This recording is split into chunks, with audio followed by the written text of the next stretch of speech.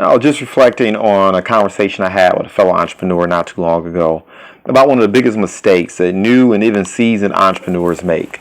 And it's comparing themselves to others, right? And falling into the trap of feeling some kind of way because you don't have what other people have. You're not at the place where you feel like you should be based on looking at someone else's journey. And this is a huge error in judgment. It's like being a novice chess player and you're comparing yourself to a chess master, right? It's like picking up a tennis racket for the first time, and all of a sudden, a week later, you want to be on par with Serena or Venus Williams, or stepping onto the scale at 280 pounds, haven't seen a track in 10 plus years, struggling to run 1 mile, and all of a sudden, a couple of weeks or even a couple of months or even 6 months into the deal, you want to be Usain Bolt. It's just not going to happen. And why am I saying this? Because look, at the end of the day, entrepreneurship is skilled trade. People step into entrepreneurship with varying degrees of skills and mindsets. You have some individuals who are straight up born into it, right? They see their parents from the cradle out here doing the thing. It's infused in their DNA. So they get to see it right from the beginning, right? And model after it. You have some individuals who have 3, 5, 10, 20 years of sales experience before they jump into entrepreneurship. So in some respects, why they might not even have psychology or mindset, they have a certain skill set, right? They develop the alligator skin, if you will. They don't have hang-ups about exchanging their value for dollars and asking for what they feel like they're worth, right? They consume rejection like Skittles, right? Can't get enough of them. Entrepreneurship requires a certain degree of emotional and psychological toughness, if you will. The ability to focus and execute in a time of hardship or distress when things don't go your way. I remember several years ago, I was driving a vehicle that had an electrical issue. Broke down in the middle of the day. It's 1 p.m. I just picked it up from the shop. I'm mad as all hell, right? And what did I do? I picked up my phone. I opened up my appointment book. And I started making dials. I had 50 more calls that needed to be made for that day. And it was no way in the world those calls weren't being made, right? And I ended up setting several appointments. 2 of them turned into a couple clients that week. And the compensation was 4 times the cost of the repairs to the vehicle, right? That's a skilled trade, right? Because the winds of hardship, failure, disappointment, or car accidents, the loss of family members, sickness, things not going as planned, heartache, distress, fear, hateration, conflict with the spouse, if you will. Look, all these winds blow on us all the same. However, it's not the blowing of the winds, but the setting of your sail that will ultimately determine your final destination. And accepting and knowing this is a skilled trade. Being able to focus is a skilled trade. Look, understanding that time management is an oxymoron. Look, you can't manage time. You can't make a deal with time. You can't broker time.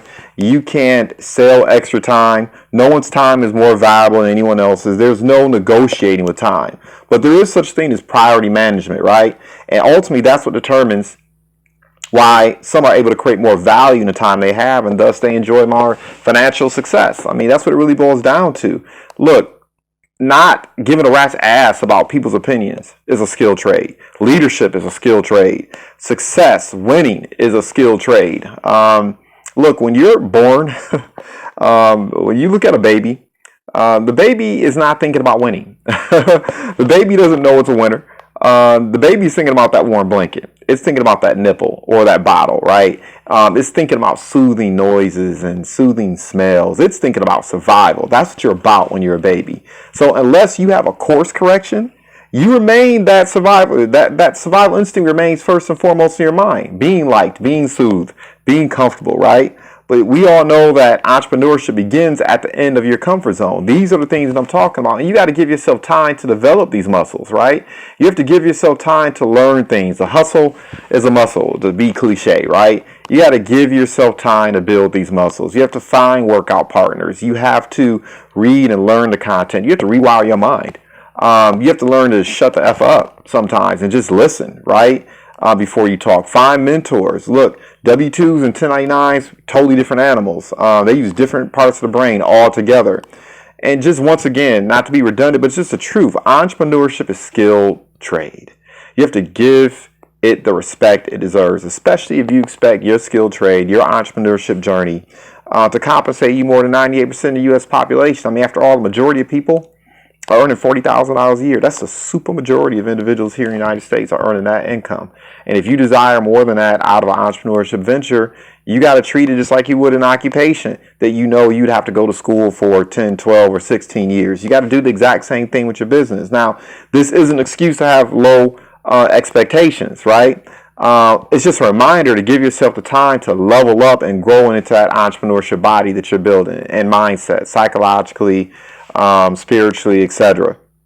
Or look, the other thing you can do is spend more time in the gym. Spend more time getting in that road work, right? Reading the books, going to the seminars, honing your skills, spending less time and leisure and having fun, and spending more time doing what you need to do to build that muscle, right? The sooner you get in your 10,000 hours of practice and applying your trade, the sooner you can demand the success that you're expecting, that you're taking aim at. You've become an expert.